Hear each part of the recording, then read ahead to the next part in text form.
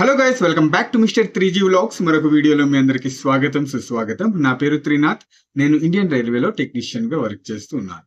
Guys, RRB technician official notification అయితే June last week లో వచ్చేస్తుంది. Detailed centralised notification and online application వచ్చేసి 28th June నుంచి మొదలవుతుంది అన్నమాట. ఈ 28th జూన్ డేట్ గుర్తుపెట్టుకోండి. ఆఖరిలో ఒక అప్డేట్ అయితే ఇస్తాను. ఓకే, రైల్వే చెప్పినట్టే ప్రతి సంవత్సరం నోటిఫికేషన్ ఇస్తాము అని చెప్పి ఈ సంవత్సరం ఆర్ఆర్బి టెక్నీషియన్ నోటిఫికేషన్ కూడా త్వరలో అయితే వచ్చేస్తుంది అన్నమాట. అండ్ హ్యాస్పిరెంట్స్ లో ఒక డౌట్ ఇక్కడ మళ్ళీ మొదలైంది. అదేంటంటే, అన్న మీరు గ్రూప్ డి నుంచి మనం రైల్వేలో ఎనీ అదర్ డిపార్ట్మెంట్ కి వెళ్ళొచ్చు, డిపార్ట్మెంటల్ ఎగ్జామ్ రాసుకుని, లైక్ అసిస్టెంట్ లోకో పైలట్ కానివ్వండి, స్టేషన్ మాస్టర్ కానివ్వండి, ఎడ్యుకేషన్ క్వాలిఫికేషన్ ఉంటే డిపార్ట్మెంటల్ ఎగ్జామ్ రాసుకుని మీరు గ్రూప్ డి నుంచి లోకో పైలట్ కి, స్టేషన్ మాస్టర్ కి, లేదా గూడ్స్ గార్డ్ కి, అలాగే టెక్నీషియన్ కి వెళ్ళొచ్చు. ఓకే, మరి ఒకవేళ టెక్నీషియన్ జాబ్ వచ్చింది అనుకుందాం, డైరెక్ట్ గా టెక్నీషియన్ నోటిఫికేషన్ లో టెక్నీషియన్ జాబ్ వచ్చింది అనుకుందాం. సో మరి ఈ టెక్నీషియన్ జాబ్ ద్వారా డిపార్ట్మెంటల్ ఎగ్జామ్ రాసుకుని అటు స్టేషన్ మాస్టర్ కి, ఏఎల్పి కి కానివ్వండి, గూడ్స్ గార్డ్ కి కానివ్వండి, లేదా ఎనీ క్లర్క్ పోస్ట్ కి కానివ్వండి వెళ్ళొచ్చా అన్న అంటే, ఎస్, మీ వద్ద ఎడ్యుకేషన్ క్వాలిఫికేషన్ ఉంటే కనుక. ఆర్ఆర్బి ఎన్టీపీసీ ఎడ్యుకేషన్ క్వాలిఫికేషన్ ఏంటి? డిగ్రీ ఉండాలి. మీ వద్ద ఐటీఐతో పాటు డిగ్రీ ఉంది అనుకుందాం. సో మీరు డిపార్ట్మెంటల్ ఎగ్జామ్ రాసుకుని అటు ఎన్టీపీసీకి వెళ్ళొచ్చు, అలాగే స్టేషన్ మాస్టర్, గూడ్స్ గార్డ్కి కూడా వెళ్ళొచ్చు. అండ్ ఆల్సో టెక్నీషియన్ తర్వాత, మీరు టెక్నీషియన్ లో జాయిన్ అయిన తర్వాత డిపార్ట్మెంటల్ ఎగ్జామ్ రాసుకుని అసిస్టెంట్ లోకో పైలట్ కూడా వెళ్ళొచ్చు అన్నమాట. ఓకేనా, ఇది ఎంతవరకు సాధ్యం చూడండి. ఇప్పుడు గ్రూప్ డి అనేది లెవెల్ 1 కింద వస్తుంది, అర్థమవుతుందా? టెక్నీషియన్ అనేది లెవెల్ 2 కింద వస్తుంది అన్నమాట. ఓకేనా, లెవెల్ 2 గ్రేడ్ టెక్నీషియన్ పోస్ట్ వస్తుంది అన్నమాట, లెవెల్ 2 లో వస్తుంది అది. అలాగే అసిస్టెంట్ లోకో పైలట్ కూడా లెవెల్ 2 లోనే వస్తుంది. సో మీరు లెవెల్ 2 లో ఉన్నంత వరకు, మీరు టెక్నీషియన్ జాబ్ లో జాయిన్ అయిన తర్వాత ఆ పోస్ట్ లో ఉన్నంత వరకు మీరు లెవెల్ 3కి కానీ, లెవెల్ 4కి కానీ, లెవెల్ 5 పోస్ట్ కానీ మీరు ఎడ్యుకేషన్ క్వాలిఫికేషన్ మీ వద్ద ఉంటే కనుక డిపార్ట్మెంటల్ ఎగ్జామ్ రాసుకుని ఫైట్ చేయొచ్చు. ఓకేనా, ఎలా అయితే మీకు టెక్నీషియన్ 2గా ప్రమోషన్ వచ్చేస్తుందో, అర్థమవుతుందా? మీరు టెక్నీషియన్ 3లో జాయిన్ అయ్యారు, టెక్నీషియన్ 2గా మీకు ప్రమోషన్ వచ్చేసింది. ఆ ప్రమోషన్ మీరు యాక్సెప్ట్ చేసి తీసుకున్నారు, అప్పుడు మీరు అసిస్టెంట్ లోకో పైలట్ కి ఇలా వెళ్ళలేరు అన్నమాట. మీరు ఇప్పుడు అసిస్టెంట్ లోకో పైలట్ లెవెల్ 2 కింద వచ్చేస్తుంది కదా. సో సేమ్ పర్వాలేదు, బట్ లెవెల్ 3 మీరు ఇక్కడ అయిపోయారు, సో అక్కడ మీరు వెళ్ళలేరు అన్నమాట. డిపార్ట్మెంటల్ ఎగ్జామ్ రాసుకుని వెళ్ళలేరు, అలా ఉంటుంది అన్నమాట. మీకు టెక్నీషియన్ 3లో మీరు జాయిన్ అయ్యారు, బట్ టెక్నీషియన్ 2గా మీకు ప్రమోషన్ వచ్చింది, బట్ ఆ ప్రమోషన్ మీరు యాక్సెప్ట్ చేయలేదు, మీరు తీసుకోలేదు, ఆ ప్రమోషన్ మీరు వదిలేశారు. అప్పుడు టెక్నీషియన్ 3లోనే ఉంటారన్నమాట. సో అప్పుడు మీరు డిపార్ట్మెంటల్ ఎగ్జామ్ రాసుకుని అసిస్టెంట్ లోకో పైలట్ కి వెళ్ళొచ్చు. ఇది ఉంటుంది అన్నమాట. ఓకేనా, చాలా మందికి కన్ఫ్యూజన్ అయితే ఉంది.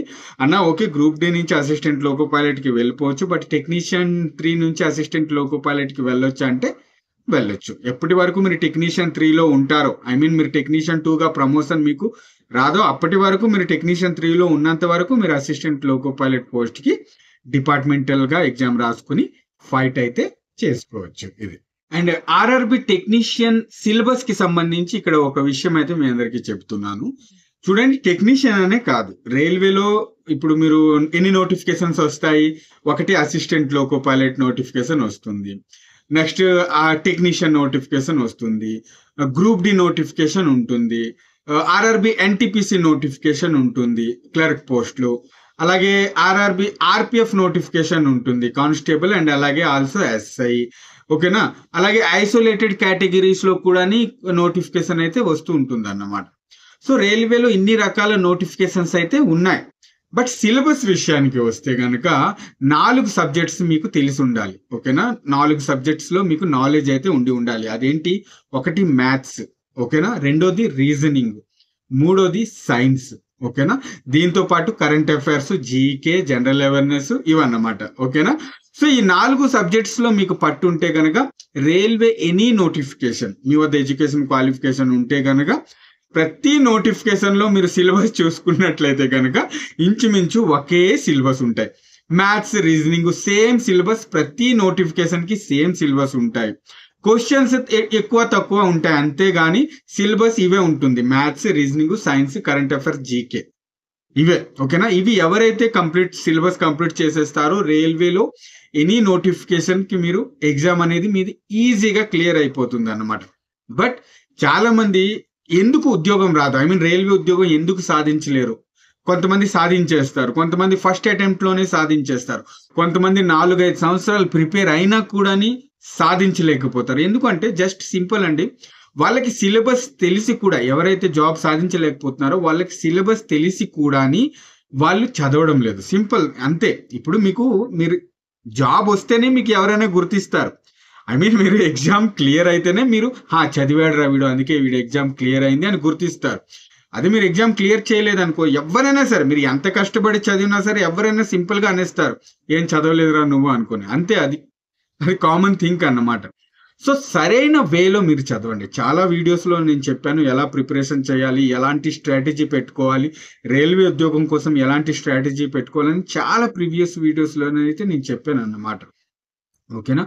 సో అలా ఫాలో అయిపోండి. సింపుల్ అండి, ఏమి లేదు. ప్రీవియస్ ఇయర్ క్వశ్చన్స్ చూడండి. ఓకేనా. మీరు ఏ నోటిఫికేషన్ కి అప్లికేషన్ పెట్టుకుంటున్నారో ఆ నోటిఫికేషన్ కి సంబంధించి ప్రీవియస్ ఇయర్ క్వశ్చన్స్ బుక్ ఉంటుంది, నేను డిస్క్రిప్షన్ లో లింక్ ఇస్తాను, ఒకసారి చెక్ చేయండి. ఓకేనా. ప్రీవియస్ ఇయర్ క్వశ్చన్స్ చూడండి. అలాగే ఓన్లీ సైన్స్ క్వశ్చన్స్ బుక్ ఒకటి ఉంటుందండి. ఓకేనా.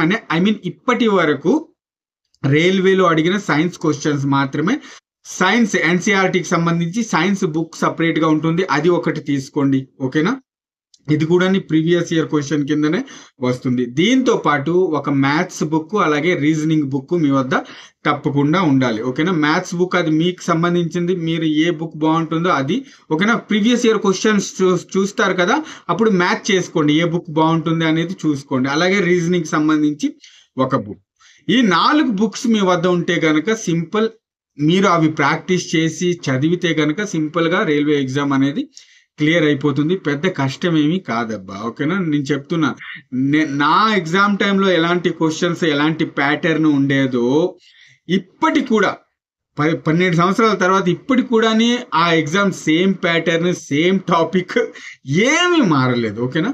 ఈ టాపిక్స్ ఎవరైతే పట్టేస్తారో సింపుల్ గా ఎగ్జామ్ అనేది క్లియర్ చేసేస్తారు.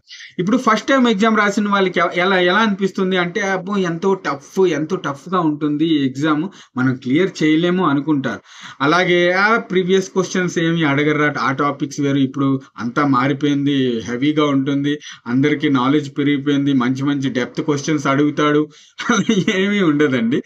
నార్మల్ గా ప్రీవియస్ ఇయర్ ప్యాటర్న్ మాత్రమే ఉంటుంది. ఓకేనా. అదే టాపిక్స్, అవే క్వశ్చన్స్ రిపీట్ అవ్వకపోవచ్చు అండి, బట్ ఆ టాపిక్ నుంచి, సేమ్ టాపిక్ నుంచి వేరే క్వశ్చన్ రిపీట్ అవుతూ ఉంటుంది అన్నమాట. సో ఇది ఎవరైతే పట్టేసుకుంటారో వాళ్ళు ఈజీగా రైల్వే ఎగ్జామ్ అనేది క్లియర్ చేసేస్తారు అన్నమాట. ఓకేనా. సో ఇది గైస్. ఓకే. ఇంకా ఏ అప్డేట్, 28th జూన్ డేట్ గుర్తుపెట్టుకోండి, ఒక అప్డేట్ ఇస్తానని చెప్పాను కదా. అదేంటంటే గైస్, గ్రూప్ డికి సంబంధించి కోర్టు కేసు ఏమైంది అని అన్నారు. నేను చెప్పాను ఇదే నా లాస్ట్ వీడియో అని చెప్పి, ఒక గ్రూప్ డి కోర్టు కేసుకి సంబంధించి ఒక వీడియో నేను చేసి పెట్టాను కదా. అందులో చెప్పాను 26 లేదా 28th జూన్ కి ఒక అప్డేట్ వస్తుంది గ్రూప్ డికి సంబంధించి కోర్టు నుండి అని.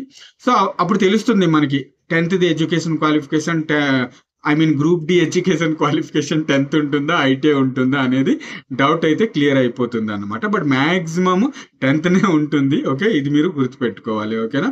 సో ఇది గైస్. అండ్ అలాగే ఎట్లా అయితే ఈ గ్రూప్ డికి సంబంధించి కోర్టులో కేసు తేలిపోతుందో ఎగ్జామ్ డేట్స్ కూడా వెంటనే ఇచ్చేస్తాడు. సో ఎవరైతే గ్రూప్ డికి అప్లికేషన్ పెట్టుకున్నారో ఎగ్జామ్ డేట్స్ కి గురించి వెయిట్ చేయకుండా ప్రిపరేషన్ మాత్రం మొదలు పెట్టేయండి. గ్రూప్ డికి సంబంధించి చాలా హై కాంపిటీషన్ ఉండబోతుంది. ఎందుకంటే ఈ గ్రూప్ డి అనేది ఓన్లీ 10th వాళ్ళు మాత్రమే అప్లికేషన్ పెట్టుకోలేదు, డిగ్రీ వాళ్ళు, బీటెక్ వాళ్ళు, చాలా మేధావులు, తెలివైన వాళ్ళు అందరూ పెట్టుకున్నారు అన్నమాట. సో చాలా హెవీ కాంపిటీషన్ ఉండబోతుంది. సో ప్రిపరేషన్ అనేది మొదలు పెట్టేయండి. ఓకేనా. బుక్స్ గురించి ఆల్రెడీ మీకు తెలుసు, ఏ క్వశ్చన్స్ అడుగుతాడో ఆల్రెడీ మీకు తెలుసు, తెలిసి కూడా మీరు ప్రిపరేషన్ చేయట్లేదు అంటే కనుక అది తప్పు మీదే. ఓకేనా. ఇది గైస్. ఓకే. వీడియో నచ్చితే కనుక తప్పకుండా ఒక లైక్ చేయండి. నెక్స్ట్ వీడియోలో మళ్ళీ కలుస్తాం. అంతవరకు సెలవు, బాయ్, జై హింద్.